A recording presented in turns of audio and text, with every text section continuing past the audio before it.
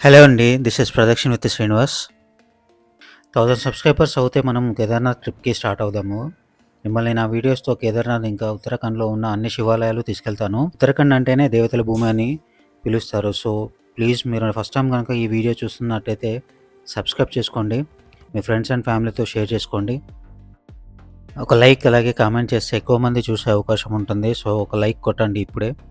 ఈరోజు ఆంధ్రప్రదేశ్‌లోని ఫేమస్ శివ టెంపుల్స్‌లో ఈరోజు మనం చూడబోయే టెంపుల్ చివరిది. అదే శ్రీముఖలింగం. శ్రీముఖలింగం ఆంధ్రప్రదేశ్‌లోని శ్రీకాకుళం జిల్లాలో జలమూరు అనే మండలానికి చెందిన గ్రామం. ఇప్పటివరకు ఆంధ్రప్రదేశ్‌లోని 11 ఆలయాలు ఈ ఛానల్‌లో అప్లోడ్ చేశాము. వాటికి సపోర్ట్ చేసిన ప్రతి ఒక్కరికి థ్యాంక్ యూ. ఇప్పుడు మనం చూస్తున్నది ఆలయం యొక్క ప్రధాన ద్వారం. ఇక్కడ నుంచి లోపలికి వెళ్ళాలి. ప్రధాన ద్వారం నుండి లోపలికి రాగానే ఎదురుగా నందీశ్వరుడు విగ్రహం కనిపిస్తుంది. ఇది ఆలయానికి బయట వైపు ఉంటుంది.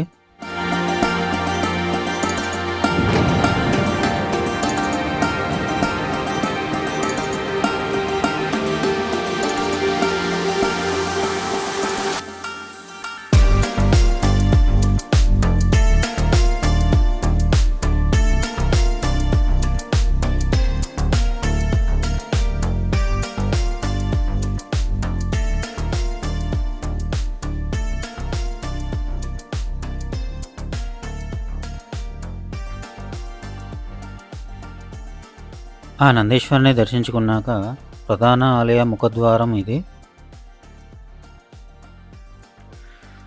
శ్రీకాకుళం నుండి శ్రీముఖలింగం 48 కిలోమీటర్ల దూరంలో ఉంటుంది. మీకు నియర్ బై రూమ్స్ కానీ స్టే కానీ ఏమీ ఉండదు. శ్రీముఖలింగం ఒక గ్రామము.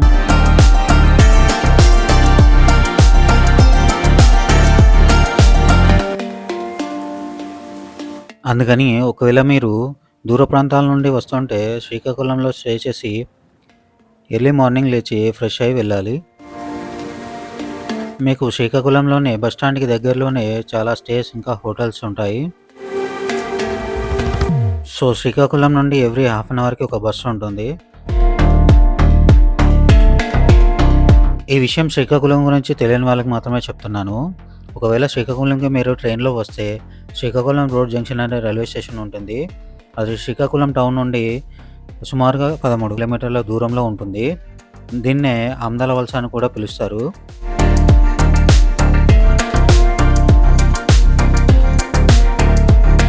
మీరు లేట్గా కానీ వస్తే మీకు ట్రాన్స్పోర్ట్కి క్యాబ్స్ కానీ ఆటో వాళ్ళు కానీ ఉంటారు. కానీ వాళ్ళు నైట్ క్యాబ్స్ వాళ్ళు అయితే 800 దాకా ఛార్జ్ చేస్తారు. ఆటో వాళ్ళు అయితే 500 దాకా ఛార్జ్ చేస్తారు. అందుకని శ్రీకాకుళం ఈవినింగ్లోగా రీచ్ అవ్వడం బెటరు. ఎర్లీ మార్నింగ్ వస్తే ఇంకా బెటరు. ఒకవేళ మీరు మార్నింగ్ రీచ్ అవుతే అమదాలవలస నుండి శ్రీముఖలింగం 28 కిలోమీటర్స్ దూరంలో ఉంటుంది. ఆటోస్ ఉంటాయి. ఇలా అయినా వెళ్ళొచ్చు. నైట్ స్టే చేసి ఎర్లీ మార్నింగ్ దర్శించుకోవాలనుకుంటే మీరు ఖచ్చితంగా శ్రీకాకుళంలో స్టే చేయడం better. Srikakulam to Srimukhalingam 1 hour journey ఉంటుంది. సిటీ దాటాక మీకు ఎక్కడ బోర్ కూడా కొట్టదు. అందమైన పల్లెటూరులో చక్కటి పచ్చదనంతో మీకు జర్నీ అంతా అవి చూడడంతో సరిపోతుంది. పూర్వజన్మ సుకృతం ఉంటే కానీ ఈ ఆలయం సందర్శించడం చాలా కష్టమని చెప్తుంటారు. కాశీలో మరణించిన, శ్రీశైలంలో శిఖర దర్శనం చేసిన, శ్రీముఖలింగేశ్వర స్వామివారి ముఖ దర్శనం చేసిన పుణ్యం సిద్ధించి పునర్జన్మ అవసరం ఉండదని మహామహర్షులు సైతం చెప్పారు. ఈ శ్రీముఖలింగేశ్వర స్వామి ఆలయం ఎన్నో విశేషాలతో నిండి ఉంది. ఈ ఆలయం నిర్మాణం కళింగరాజుల అద్భుత శిలాకల్ప నైపుణ్యానికి ఒక ప్రతీక అని చెప్పొచ్చు. ఈ ఆలయంపై చెక్కబడిన ప్రతి శిల్పం మనకు ఎన్నో పురాణ గాథలను వివరిస్తున్నట్టు ఉంటుంది. చెక్కపై కూడా చెక్కలేనటువంటి అతి చిన్న చిన్న శిల్పాలను కూడా చాలా స్పష్టంగా రాతిపై చెక్కిన తీరుకు మనం మైమర్చిపోవాల్సిందే. ఎవరైతే శిల్పకళా సౌందర్యాన్ని ఇష్టపడతారో వారికి ఈ ఆలయం ఒక అద్భుతం అని చెప్పొచ్చు. 1 గంట సేపు ఈ ఆలయంలో సమయాన్ని గడిపితే వేరే దేవతాలోకంలో ఉన్న భావన కలుగుతుంది. ఈ ఆలయం శిల్పకళా సంపద గురించి ఎంత చెప్పుకున్నా తక్కువే. ఎంతో చరిత్ర గల ఈ ప్రాచీనమైన శైవక్షేత్రం ఇక్కడ ఉండడం శ్రీకాకుళం జిల్లా ప్రజల అదృష్టం. ఆ కాలంలో దేవతలందరూ ఈ ఆలయానికి చుట్టుపక్కల 1 తక్కువ కోటి లింగాలను ప్రతిష్ఠించారని పురాణాల ద్వారా తెలుస్తుంది. ఈ ప్రధాన ఆలయానికి నలువైపులా దేవేంద్రుడు ప్రతిష్ఠించిన ఇంద్రేశ్వరలింగం, వాయుదేవుడు ప్రతిష్ఠించిన వాయులింగేశ్వరుడు, కుబేరుడు ప్రతిష్ఠించిన కుబేరలింగం, అగ్నిదేవుడు ప్రతిష్ఠించిన అగ్నేశ్వరుడు, యముడు ప్రతిష్ఠించిన యమేశ్వరుడు, నైరుతి ప్రతిష్ఠించిన నైరుతేశ్వరుడు, వరుణుడు ప్రతిష్ఠించిన వర్ణలింగాన్ని మనం దర్శించుకోవచ్చు. ఈ ఆలయంలో మరొక విశేషం, గర్భాలయంలో స్వామివారి విగ్రహానికి వెనకాల ఒక పెద్ద రాతి గోళం ఉంటుంది. పూర్వం ఒక కుమార భక్తుడు తనకు పిల్లలు కలిగితే స్వామివారికి ఒక మట్టి గోళాన్ని సమర్పించుకుంటానని మొక్కుకుంటాడు. ఒక పిల్లవాడు పుట్టిన తర్వాత తను మొక్కుకున్నట్టే ఒక మట్టి గోళం తీసుకొని వెళ్తాడు. కానీ ఆ గోళం గర్భాలయం ద్వారం కంటే పెద్దదిగా ఉంటుంది. దాన్ని ఆలయంలోకి తీసుకువెళ్ళి స్వామివారికి సమర్పించలేకపోయాననే బాధతో అక్కడే ద్వారం దగ్గర వదిలి వెళ్ళిపోయాడు. మరుసటి రోజు గర్భాలయం తెరిచి చూస్తే ఆ గోళం రాతిగోళంగా మారి ముఖలింగేశ్వర స్వామి వెనకాల ఉంటుంది. ఇప్పటికీ భక్తులు ఆ గోళం వద్దకు వెళ్ళి స్వామివారిని వేడుకుంటే కోరికలు తీరుతాయని నమ్ముతారు. ఈ ఆలయానికి సంబంధించి మరొక విశేషం ఏంటంటే, గర్భాలయంలో ఉన్న ముఖలింగేశ్వరునికి ఎదురుగా మనకి కొంచెం ఎడమవైపు ఉన్న ఒక స్తంభం వద్ద నుండి శరీరం కదపకుండా ఒక తల మాత్రమే తిప్పితే బయట ఉన్న వినాయకుడు, కొంచెం కుడివైపుకు తిప్పితే సూర్యభగవానుడు, నిదానంగా చూస్తే ఈశ్వరుడు, పూర్తిగా కుడివైపుకు తిప్పితే విష్ణుమూర్తి, ఆయనకు ముందు బ్రహ్మసూత్ర శివలింగం, విష్ణుమూర్తి పక్కనే ఆలయ గోడకు చిన్న రంధ్రం ద్వారా బయట ఉన్న వారాహి పార్వతి అమ్మవారి ముఖం చాలా స్పష్టంగా కనిపిస్తుంది. మీలో ఎవరైనా ఈ ఆలయానికి వెళ్ళినప్పుడు ఈ పంచాయతన దర్శనాన్ని మిస్ అవ్వకండి.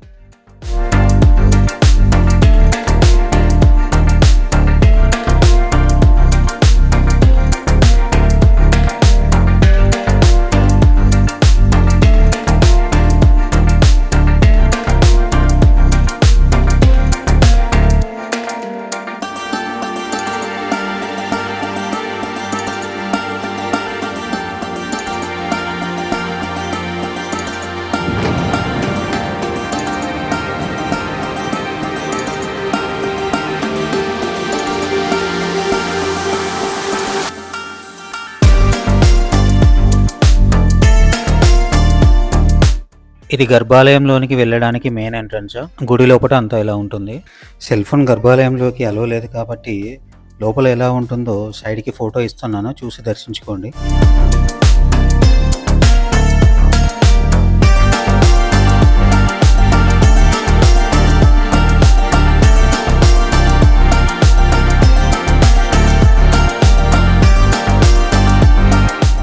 ఈ ఆలయాన్ని అంతా కూడా సింగిల్ షాట్లో ఒకసారి చూసేయండి.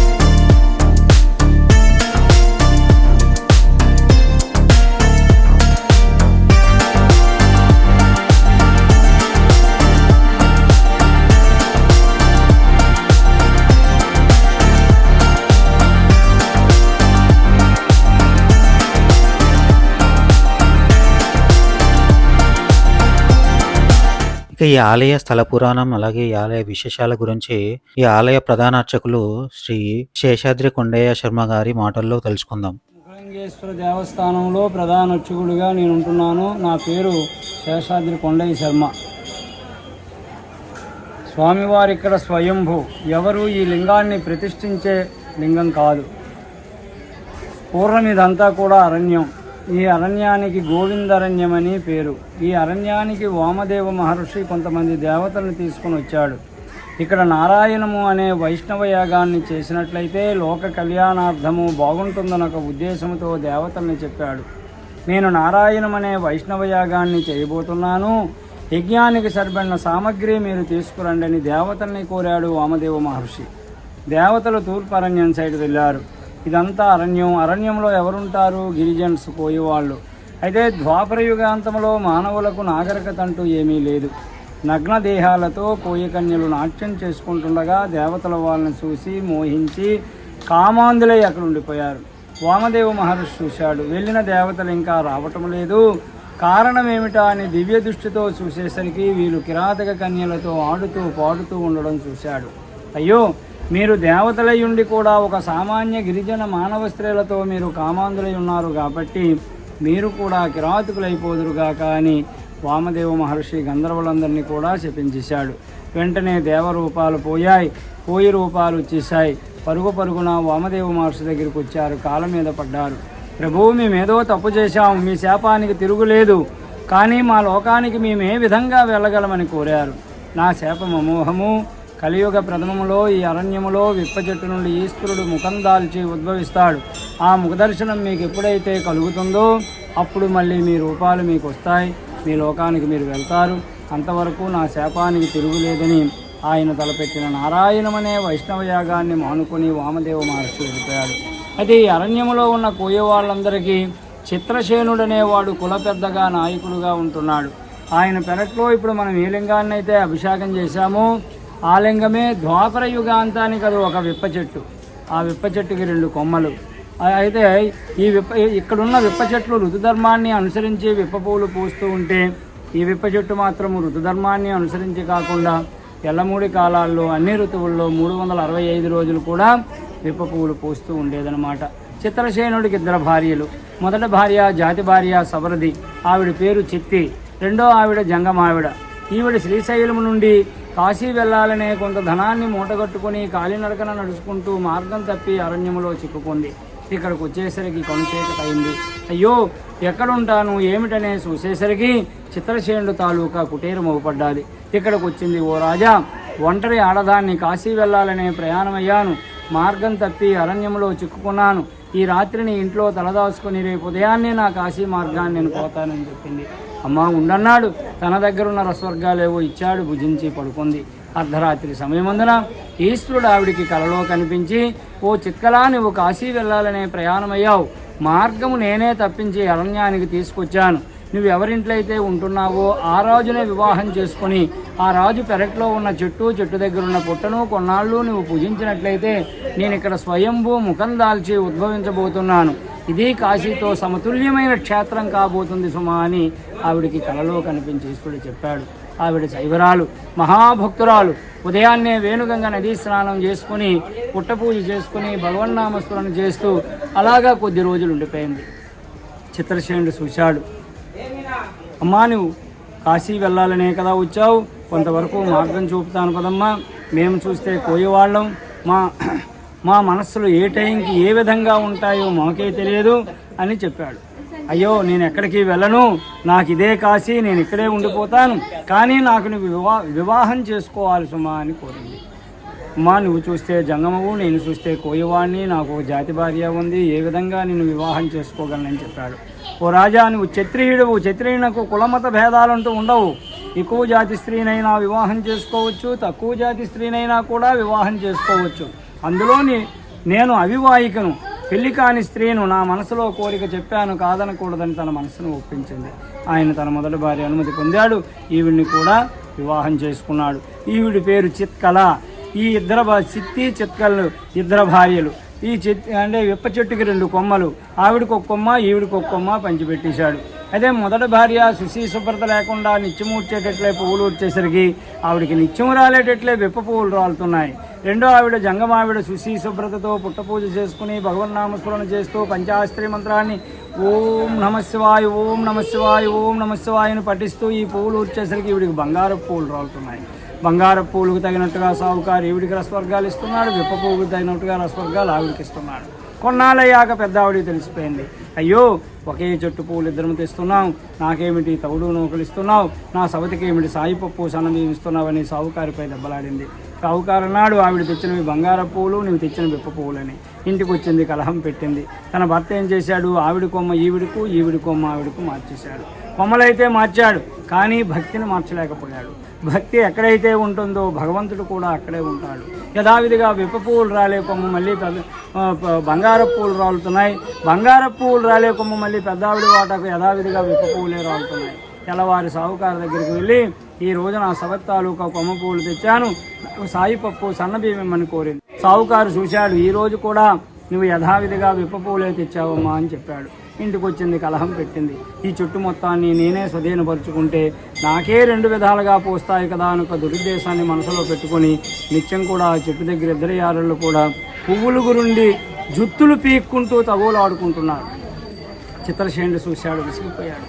అయ్యో, ఒకరికిద్దరు భార్యలు ఉండడమే బతికే బహిరంగం, అందులో 2 భార్యలకు ఒకే చెట్టు ఉండడం కదా, నా ఇంట్లో ఈ కలహాలు వస్తున్నాయి. ఈ కలహానికి అంతటికీ కారణం ఈ చెట్టే కదా, ఈ చెట్టే నా ఇంట్లో లేకపోతే కలహమే ఉండదు కదా అని కత్తిని తీసి చెట్టు నరికేశాడు. మీదున్న తుండ భాగం కింద పడిపోయింది. కిందున్న మొదటి భాగాన్ని నుండి అగ్నిజ్వాలలు వచ్చాయి. అగ్నిజ్వాలకి తట్టుకోలేక చిత్రసేనుడు రక్తం కక్కి మూర్చిపోయాడు. తన మొదటి భార్య తన బంధువర్గానందరినీ కూడా వర్తమానం చేసింది. ఎవరితో దేశాటిని, తన బుట్టలో మందుంది, నా భర్తను వచ్చిపరుచుకుంది, నా చెట్టును వచ్చిపరుచుకుంది, ఈ రోజు నా భర్తను కూడా విషప్రయోగం చేసి చంపేసిందని చెప్పడంతో తన బంధువర్గం అందరూ కూడా ఈవిని చంపడానికి వచ్చారు. ఈవిడికి ఇక్కడ ఎవరూ లేరు. మాతా నాస్తి, పితా నాస్తి, సోదర నాస్తి మహేశ్వర, అన్యదా శరణం నాస్తి, రక్షరక్షో మహేశ్వర. ఓ శివా, ఈ అరణ్యంలో నాకు తల్లి లేదు, తండ్రి లేరు, చుట్టము లేరు, బంధువులు లేరు శివా. నువ్వనుకునే నేను ఈ అరణ్యంలో నివసిస్తున్నాను, నువ్వే నన్ను రక్షించు శివా అని 2 చేతులు జోడించి నమస్కరించింది. అప్పుడు అగ్నిజ్వాల చల్లారాయి. కిందున్న మొదటి భాగమే దారువా అంటే చక్రరూపం పోయి శిలగా మారి అయ్యగారు ఇక్కడ గోముఖంతో, ఆవు ముఖంతో ఇక్కడ ముఖదర్శనం ఇచ్చారు. ఆ ముఖదర్శనం అవడంతో ఇక్కడ వామదేవ మహర్షి శాపం వల్ల దేవతలే ఈ అరణ్యములో కోయేవాళ్ళగా ఉన్నారు.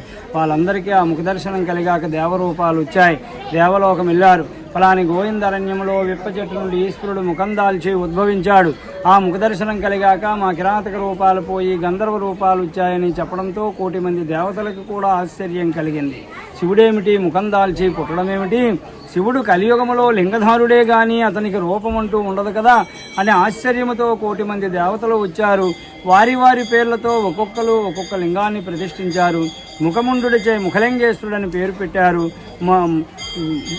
ముఖముండుడిచే ముఖలింగేశ్వరుడు, గోముఖంతో పుట్టారు కాబట్టి గోకర్ణేశ్వరుడు, మధువికము అంటే విప్ప చెట్టు నుండే పుట్టారు కాబట్టి మధుకేశ్వరుడని కూడా 3 నామకరణాలు చేసి వారి లోకానికి వారు వెళ్ళిపోయారు. ఇది ద్వాపర యుగాంతం, కలియుగ ప్రారంభంలో స్వామివారు స్వయంభూ విప్ప చెట్టు తాలూకా మొదటి భాగం నుండి పుట్టారు. సుమారు 5,000 సంవత్సరాలైంది అయ్యగారు పుట్టి. క్రీస్తకం 2వ శతాబ్దంలో చోళగంగ, అనంతవర్మ, వజ్రస్థుడు ఆ రాజులు ఈ ఆలయ నిర్మాణం చేసినట్లు ప్రతి స్తంభాల్లో కూడా శిలాశాసనాలు ఉన్నాయి. అలా రాజులు పరిపాలిస్తూ లాస్ట్ ధర్మకర్తలే గజపతులు, పర్లాకముడి మహారాజులు. వీరు కూడా ఈ ఏరియాని 300 సంవత్సరాలు పరిపాలించారు. అప్పట్లో మా పూర్వీకులు కూడా భువనేశ్వరం లింగరాజు టెంపుల్లో అక్షగత్వం చేస్తూ ఉండేవాళ్ళు. అక్కడ నుండే ఇక్కడికి 10 కుటుంబాలని మమ్మల్ని తీసుకొచ్చారు. ఆ 10 కుటుంబాల వాళ్ళమే ఇప్పటికి అక్షగత్వం చేస్తున్నాం. ఈ వీడియోలో ఉన్న ఇన్ఫర్మేషన్ మీకు నచ్చినట్లయితే లైక్, షేర్ అండ్ సబ్స్క్రైబ్ చేసుకోండి. ఈ టెంపుల్తో ఆంధ్రప్రదేశ్లోని ప్రముఖ శివాలయాన్ని అయిపోయాయి.